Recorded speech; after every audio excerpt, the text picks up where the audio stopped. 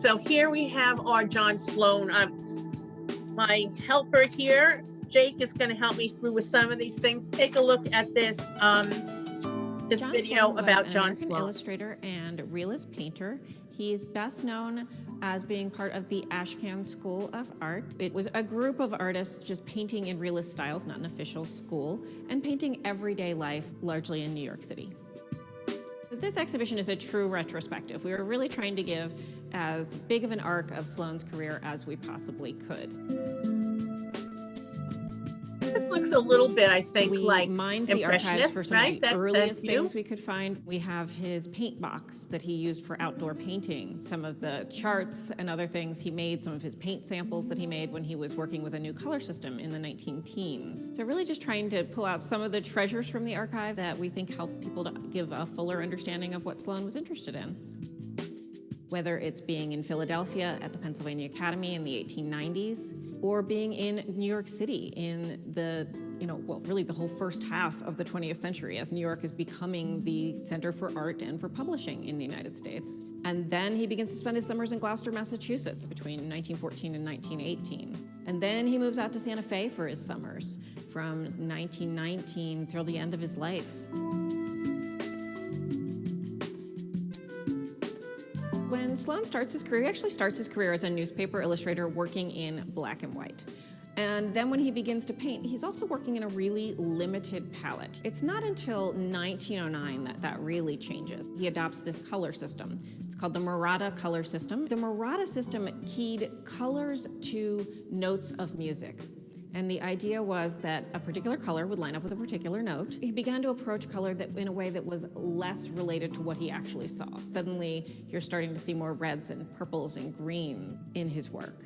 His brightest colors are probably when he's working outdoors in Gloucester, Massachusetts from 1914 to 1918. He's also, of course, had the opportunity by 1914 to see a lot of modern European art. He's seeing the work of Cézanne, the work of Matisse, the work of Vincent van Gogh. And all of those artists are influencing his work as well.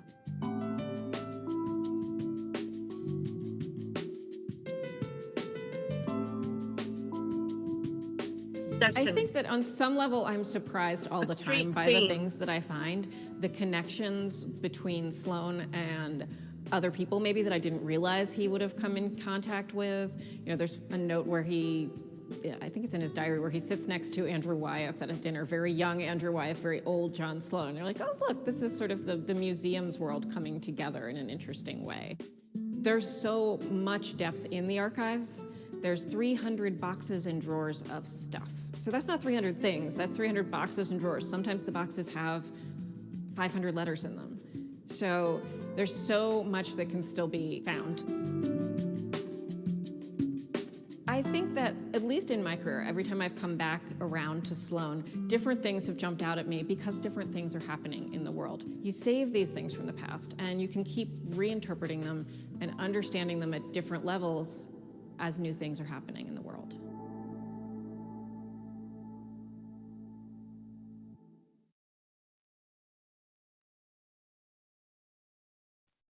Okay, so although we had a little problem with that, we did get to see a little bit about John Sloan. And we saw how his artwork was slightly different than some of the other work we saw, but yet it was definitely showing urban.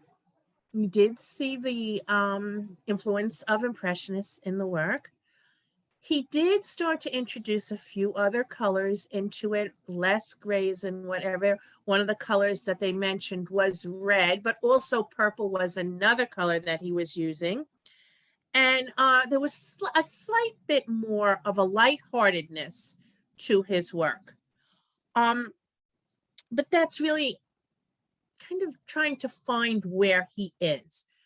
It's not as if there are exact rules written down for these artists.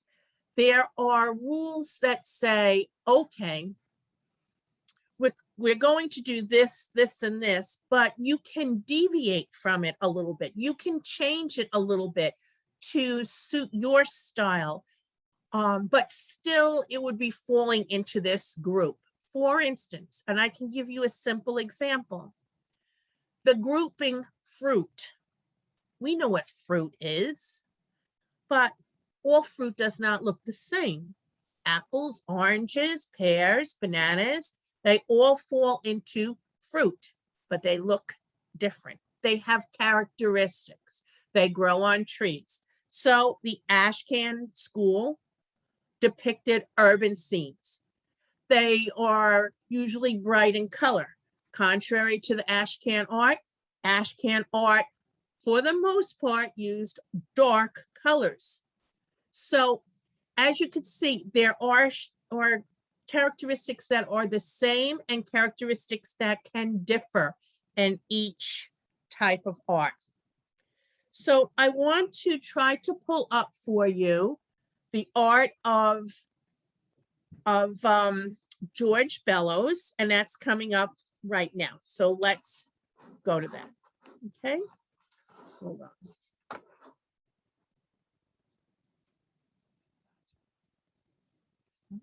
No, George Bellows. Okay. Let me do share. Oh. 1 second. This.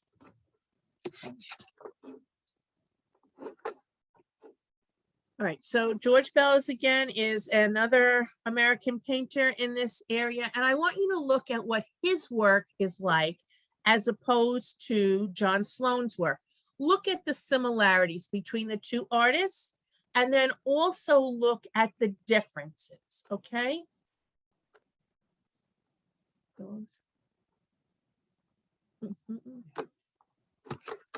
Sloan. That's Sloan. Slight difficulties here. Not this one. No. Hope we did it. I just do Maurice Pendergrast here. This one underneath, yeah. We're going to do this one because we're having a problem, and we'll talk a little about Maurice Pendergrast. And if you remember what I said and what was said earlier, he didn't always paint in the same style, but let's look at this and see what ties him in, okay?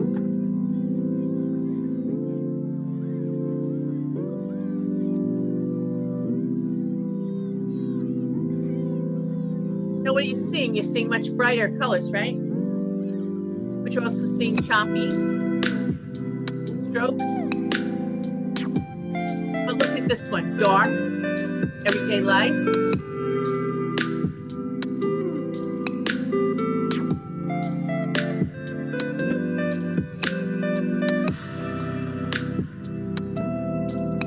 Look at how the brush strokes don't really define the people, but we know that there are people there.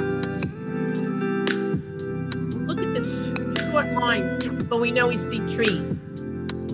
Not every branch, not a full trunk. Again, look at the people here and the lines that are in this painting to show you the water has ripples. Again, an everyday street scene. A promenade, a Sunday walk in a park, a typical setting in Ashcan Park.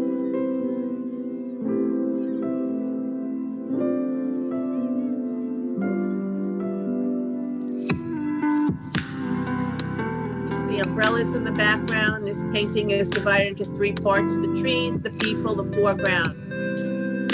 Again, look at how the people are painted here. The people in the distance are just colored splotches, but we know they're people.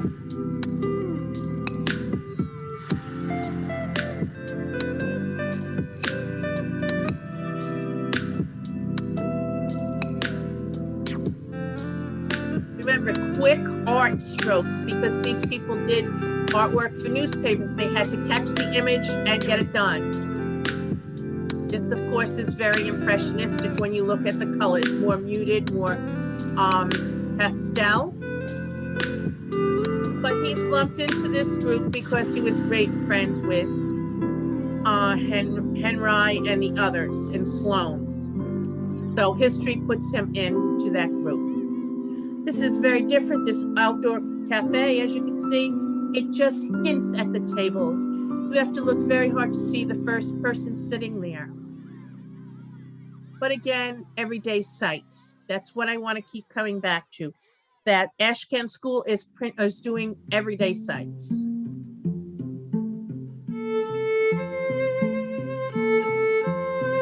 And as you heard about Sloan, these artists travel from one place to another. In the summer, many of them will be at a farm or at this setting. In the winter, they'll go to another setting. They travel around to capture the life that's going on in the area.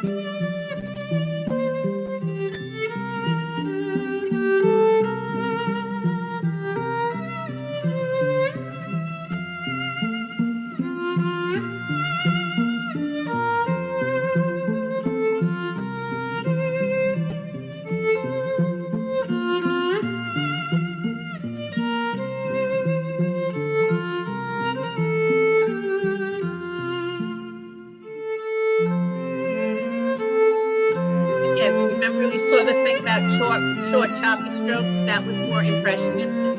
Again, this is the impressionistic feel of dropping colors in, yet the defined background.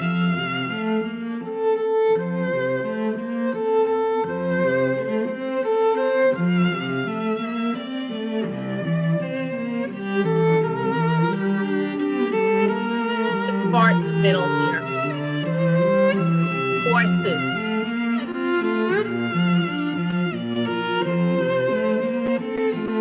Patience of color, not blending, right? Again, carrying over from our impressionist time from last week when we spoke.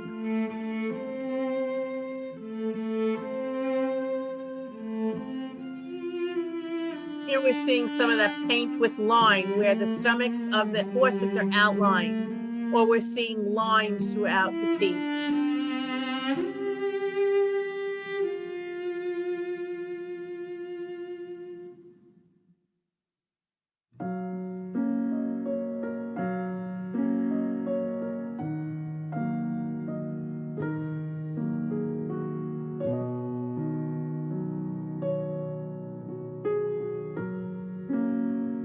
It's important for you to look at these pictures in the video because we don't have a textbook and I can't be there to hold up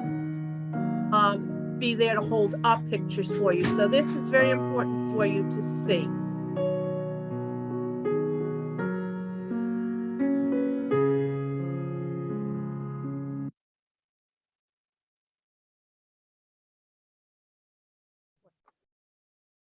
And now we're going to do one more video for you to get a picture of what Edward Hopper was doing. And Edward Hopper liked to use light and dark. And the dates of his painting were from maybe 1925 to 1950. And you could see that he liked to be alone. You could say he liked to be alone when he painted. He would hide in a carriage, so people, like a horse and buggy carriage, so people would know he was out there capturing them. Maybe he would sit in a corner somewhere so people didn't know that he was painting them. And he painted buildings that were really known in New England and also in New York City, and again, was depicting everyday life. So let's look at Hopper, and I'll give you some commentary as we look at that.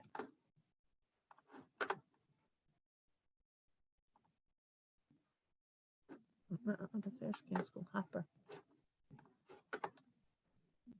We're getting there. Keep going. It says that no, it said Hopper. You had it before. Yes. Sunlight on the side of a house. He summed up a lifetime of effort in a single sentence. Okay, look, he's doing it. Edward Hopper, here he is. Here's the artist. 6'5", a towering figure of 20th century art in America. Those few words defined this taciturn man. It was light he loved best. Right, he has simple the Hodgkins life. House in Gloucester. A woman in a bedroom. New York's 7th Avenue on an early Sunday morning. Just some of the images in Edward Hopper, a new show at Boston's Museum of Fine Arts. One bathed in sunlight, moonlight, and neon. Look at how he's using It light. highlights his work from 1925 to 1950. It includes 100 paintings, watercolors, and prints, as well as 2 5-and-dime ledger books, complete with his sketches, notes, and prices. Carol Troyan is curator of the Boston exhibition. What is the, if you can describe it, the magic that makes his painting of the mundane, of the corner drugstore, diner? Look at the beauty in the simple art. Ordinary New England house. What does he do that gives it this other meaning? I have to throw it right back at you with something that Hopper said, which is, if you could say it in words, you wouldn't need to paint it. Edward Hopper was born in 1882 in Nyack, New York, then a small Nyack, New prosperous York. town on the Hudson River. He studied at the New York School of Art and in 1906 made the first of 3 trips to Paris. He sold little and rarely showed his work. To make ends meet, he worked as a commercial artist and produced hundreds of paintings and prints, like this one. He called it Night Shadows. It's an everyday scene. You might look out your window and see this 5 times a night, but somehow by emptying out all the detail, Hopper makes it uncanny. There's something beyond the superb craftsmanship. I mean, it And you reeks see of the something else. loneliness I mean, in his artwork. what I suppose covers virtually all of his paintings, and it's a kind of loneliness or solitariness. I prefer solitariness, and Hopper would too. Hopper had a very rich interior life. He enjoyed his own company. I don't mean he was a snob. I mean he enjoyed being solitary. And he often includes pictures of people by themselves, people alone, but not necessarily lonely. Hopper lived in New York's Greenwich Village, but spent his summers on the Maine coast. He painted lighthouses as if they were monuments. In Truro on Cape Cod, he celebrated the most humble houses and inns. But it was in the fishing town of Gloucester, Massachusetts. Remember, with its he's grand one that was six-hafted doing houses Gloucester as and well. modest cottages, where he made his mark with this, the mansard roof. When the Brooklyn Museum bought it in 1923 for $100, his career was launched. Clearly, he got great pleasure out of these houses. And we do through his eyes, but when he painted them, this was unbelievably unfashionable. This was the skyscraper era. I suspect that Hopper, who was something of a contrarian, liked them, in part because I suspect he knew that they were the kinds of buildings that people simply walked by, didn't pay much attention to, but also because they have all of these projecting porches and overhangs and ornament that cast interesting shadows. Hopper loved rustic New England, but New York City was the landscape he loved most. The brownstones and bridges, the city's cast of characters, a shopkeeper sitting on a sidewalk, ladies at lunch, a woman in the automat, a night out at the theater, and an evening in. This is a man who's just come home from work. He's taken his suit jacket off, and she's in an evening dress. And clearly there has been or will be or might be some disagreement about how they're going to spend the rest of the evening. In the related picture, here's a woman seated in a rocking chair. With nowhere to go. Nowhere to go. Is she reading? Does she have a cat on her lap? To me, this is a Or picture. just being or nosy. just watching the world go by. But this is a picture, in my imagination anyway, of serenity, every bit as much as that is a picture of discontent. Hopper also loved painting women, or this woman. His wife, Josephine Nivison, an artist he married in 1924 and was virtually his only model. She appears over and over again. This one is called New York Movie. For my money, the best painting he ever did, if you yelled fire, this is the one I'd put under my arm. I think it's a picture that's all about fantasy. There's obviously the fantasy of the movie itself. And then contrasted with that, of course, is the real subject of the picture, the usherette, who is lost in her own fantasies, her own daydreams. And then you have the fact that there are only 2 or 3 people in the theater, which was a total lie. Hopper is painting this in 1939. People are going to the movies like crazy. People like Hopper. He loved the movies. By the late 1930s, familiar scenes made their way into his work in paintings like this, Nighthawks. It is his most famous work and one of the most recognizable and reproduced paintings in American art. It could be Humphrey Bogart sitting at that bar, couldn't it? In fact, it was, because in 1939, I think, is when The Big Sleep was made, and he starred as Chandler's famous detective Philip Marlowe. I mean, this is his version of the city that never sleeps. That Exactly. it could be 4 in the morning. Well, it probably is. There is a certain consolation in the company of strangers. And is that what's going on here? And I'm sure there are 55,000 other explanations that could be applied, none of which really clings to the picture, and you're continually mystified and Look fascinated. at the contrast between By the time light Hopper and dark. painted Nighthawks in 1942, he was a huge success. He had major shows at the Museum of Modern Art and the Whitney Museum. And in 1956, he made the cover of Time magazine. He was at his full strength as an artist when abstract expressionism was all the rage in American art. And this is about as distant from abstract expressionism as you could imagine. Yes. What did he make of it? Well, he himself was no fan of abstraction. In fact, there were newspaper and magazine articles, one after another, pairing him with Jackson Pollock as the 2 greatest American artists of the day. Would you agree? Yeah, I think so. Hopper continued to paint in his later years, but produced little, only 1 or 2 pictures a year. Among them, Sun in an Empty Room, painted in 1963. Right, and you're looking at this 4 again, years the before he contrast of died light and at dark. the age of Very 85. important in these paintings. You said you would get the usher in if there was somebody shouting fire. That's the one I would choose. I have another arm. I take that under the other arm. Yeah.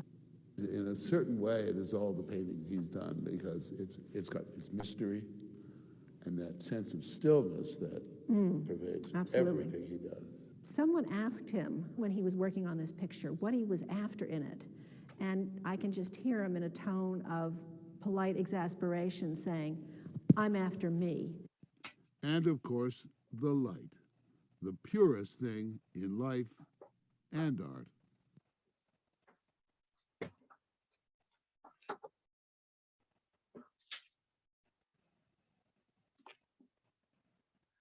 Okay, so that was the final artist that we're going to look at today, Edward Hopper.